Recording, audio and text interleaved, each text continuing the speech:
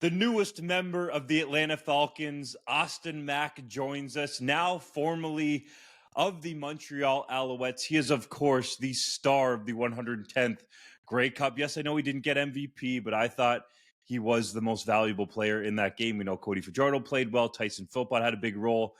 But Mack is now a member of the Atlanta Falcons, man. How does this day feel, and could you see it coming? Man, appreciate you having me on, Justin. It's been an awesome, really experience this whole year. 2023 has shown a lot of love to myself and my family. Regardless of what was going to happen, I know initially when you kind of go to a second league outside of the NFL, ultimately you always want to get back. You want to get back in this situation. And for me, I didn't want to dwell on that. I didn't want to dwell on this day and really long for it. I kind of just wanted to come natural. And every day I just kept my head down and just worked. And honestly, the season kind of shows proof to that. And me going out here to this workout a couple of weeks ago really affirmed that. And the Atlanta Falcons, man, they've shown a lot of interest, and I'm excited about this opportunity.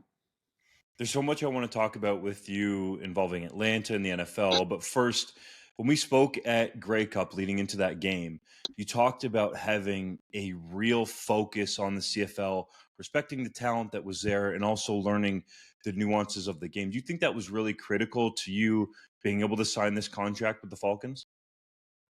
I mean, yeah. I kind of knew my situation. I knew where I was from. But when you're in the CFL, you're in the CFL. They don't care where you came from. You're there for a reason. So if I try to act like I'm not a guy in the CFL, I mean, there's only nothing but bad things that could happen. And so, I mean, it was just really kind of my mentality. I wanted to come in and dominate. If I was going to be in an alternate league, I wanted to be the best. And that's kind of really my whole mindset. I came in there watching Geno Lewis film. I was like, all right, who's this guy? Who's the quote unquote standard? All right, this is the highest paid receiver. Okay, let me see what it's like. And for me, I wanted to not only match that, but accelerate it and take it to a whole nother level. And, I feel like I brought that. I feel like I brought that in the film. And the film is what's there to show for it. You brought a whole other level, especially as a CFL rookie, even though under the terms of the specification of it, you weren't. Over 1,100 yards. You have over 100 yards in the Grey Cup. So many acrobatic, ultra athletic catches. You mentioned talking about this day and not wanting to kind of force it to happen, but take me through the process of this. You win the Grey Cup. You're celebrating the massive parade that takes place in Montreal. Then the interest from the NFL comes. How many teams contacted you, and why did you choose to only work out for Atlanta and obviously eventually sign with the Falcons? Yeah, it's a big question right there. So give me a little bit, Justin. So as soon as the season was over, I told myself, all right, you got a week. You got a week to have some fun, enjoy Montreal. But I didn't want to stay in Montreal too long. People were having a great time, all right?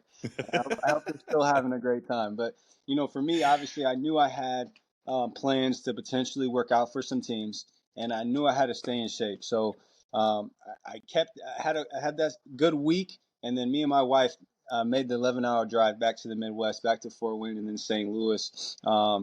Where I'm from, and then she's from. So after that, we stayed with family for Thanksgiving for a little bit, and I took my butt back to Fort Wayne and trained for the whole month, all the way through from December 3rd, all the way up until my tryout, which was the 2nd of January. So, for me, mindset wise, I got back with my trainer. I got healthy as I could, which was the biggest thing for me. Really, recovery, strength training, performance. Really try to make sure my body feels at its utmost shape. And when I got ready for that workout, I mean, I was, as not as good in how I looked in season, but even better. My team, Dre Muhammad, Louis, my trainer Louis, and my recovery guy Brian did a great job of helping me get ready for this little short 4-week camp that we just put together. So for me, it was really that mentally staying locked in, mentally knowing that I have this workout coming up. I know this team, and I knew quite early. It was right after the game, not even a couple of days. Ryan Pace reached out to my agent, who's a player director, here in Atlanta, former GM with the Bears. And my agent represents Allen Robinson, so he has a long relationship with him.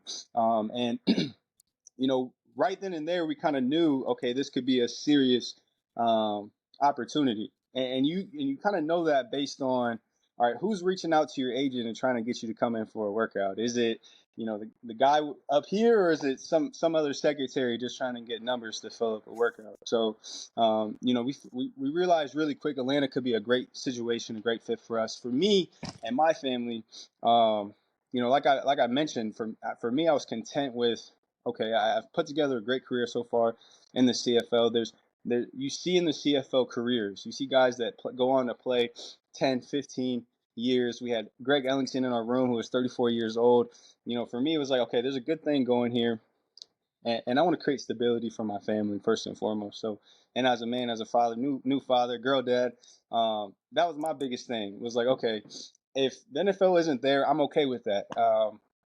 This year in Montreal has been amazing. The people have brought me in. I've had a lot of fun, and I can still play football. So that's really what it is for me: the love of the game, and still being able to play a kid's game and make six figures. So that's really where my mindset was at. And um, so going into these conversations, my agent, honestly was like, Austin is looking for upfront money. And an opportunity, a real opportunity to come and compete on a team.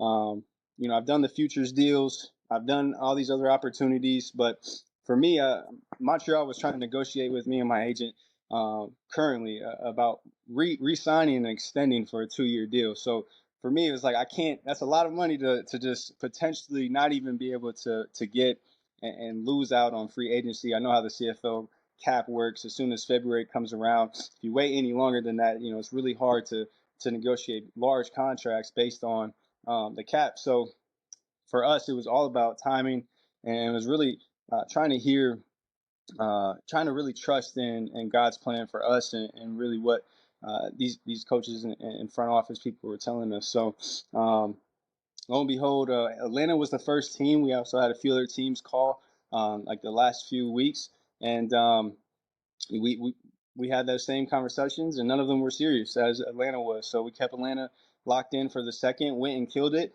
and immediately after, it was almost as if the workout was just a affirmation. They already knew who I was based on tape, and they just wanted to see it live.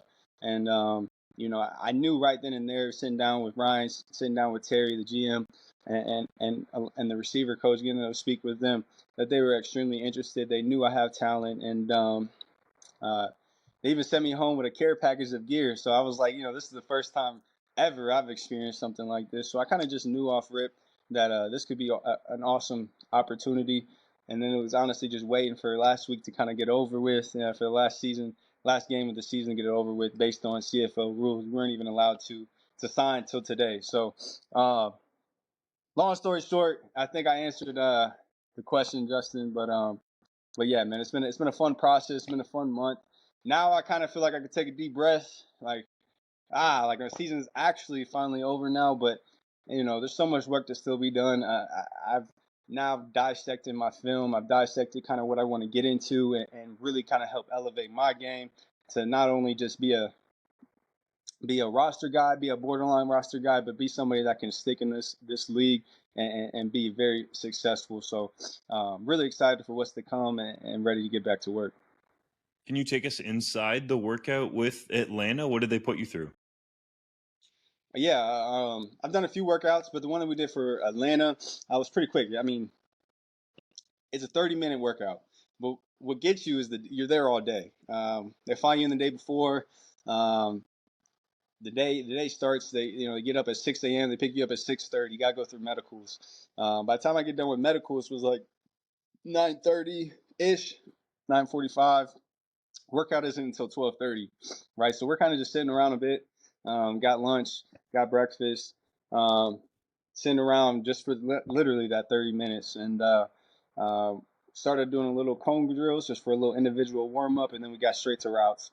There was about 4 other guys, receivers there, and then 1 quarterback. It was a pretty good session. So You don't have to run a 40 or do any of that athletic testing or anything? no, not there. None. I've heard some some teams make you do that. But honestly, I would not test. You can't. You couldn't get me to put my hand down in the dirt to try and run a 40. Getting honest, man, that was combine training. That's long gone, man. I'm ready. I'm playing football. I'm a football player, you know. So Yeah, we can see your speed on film, anyways. absolutely. For you going forward with the Falcons, have they told you about how they view you in terms of the potential in that receiving group? I mean, I think it's really too early to tell. You know, I know they have a few guys in the room that's up. I know they have a new coach that's going to come in. More than anything, what they've told me, and then I can disclose, is that they are a team that they don't care where you came from. You know, they have an XFL guy. They actually have a guy from Winnipeg last year, who's also on their defense. D. Alford. It doesn't matter how you've gotten there. There's going to be a real opportunity to compete, and the best players that are on the field are going to play.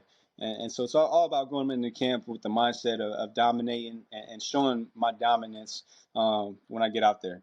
And you know, they've talked about me being a receiver, which, you know, before in the past they've talked about me being a special teamer. So that dynamic, those verbiages, knowing that they see my talent and they see my potential as a receiver, you know, just for me it's affirmation. It's for me it's like, okay, you know, you go in here and you do what you need to do. There's real opportunity there. So extremely excited. Now it's just time to go take it. I know you're a guy that does your research, and I'm assuming your agent, Brandon Parker, does that as well. So, did you guys target Atlanta because you looked at that group there and thought, you know, there's an opportunity for me to see the field if I perform well? Yeah, you know, it's just interesting you say that. You know, me and Brandon, you know, really good friends, really close. He's from Fort Wayne, and it was right after we won the Grey Cup. You know, I told Brandon, I said, look, this is awesome. Like, I absolutely loved my year in Montreal, and I told him how I felt. Like, hey, like I really only want to go back if it's a real opportunity. And so we didn't call a single team. We didn't call a single team. He didn't send my film to anybody.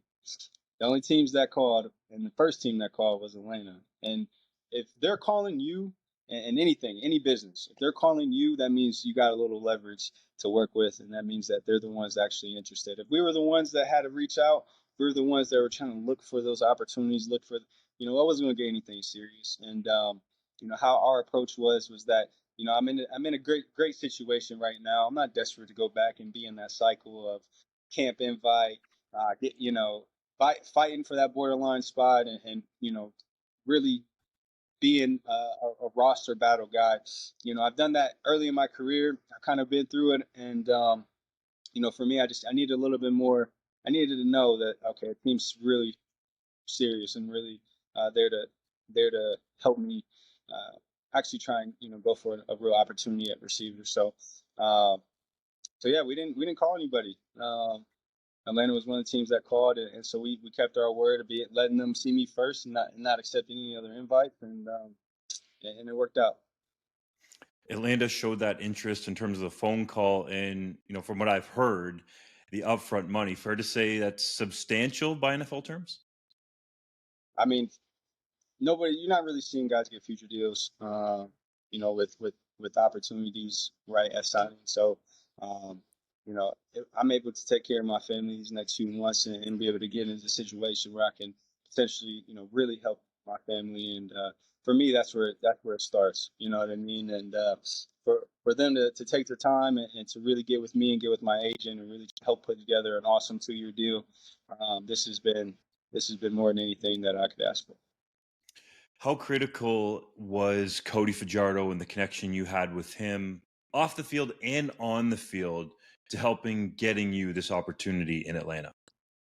I mean, I'd say it's you know, huge. Without Cody, it'd have been it's tough for a receiver to do anything, right? Without a, you know, great quarterback. And you know, I mean, Cody's been probably through more than I have, and we both have a crazy last few years. And I think that's what really kind of brought us close. Was that, you know, we were guys that are both written off, guys that have you know, gone through the mud, and have, you know, was extremely hungry to prove that they still got it. And you know, really just connected on a whole different level. I pride myself on trying to beat him to the facility every morning and be with him during meetings and really just try and elevate our game. And not only me and him, but the whole receiver room. You'll have to ask him. We implemented morning meetings with receivers at the same time when he comes into the facility, which is absolutely crazy in perspective of receivers getting there on time. You know, my guy Kaon and Tyson, you know, if the meeting's at 8, they're big, you know, 7:45 guys, right? So, you know, just to joke around a bit, but you know, it was hard, but it challenged the guys, and we didn't lose a single game ever since we started doing morning meetings as a whole unit. And the connection not only with me but the other guys in the room really showed for that. Um, and so, just to show for his leadership and who he is as a man. I mean, me and Cody will be friends now forever. That's my guy. Love that dude so much, and you know the confidence he had in me, and not only the confidence I had in him. Um, you know, it was just fun. It was a great year. So. I bet him and a lot of your teammates in Montreal and the fans of the Alouettes will become fans of the Falcons now for as long as you're there. A lot of people want to see you prosper, man. Thanks for taking the time on a busy and celebratory day signing with Atlanta. No, I appreciate you, Justin. Thank you for having me, man. Appreciate, you know, the year of covering us and me, man. I appreciate all the love and respect, man. Appreciate you.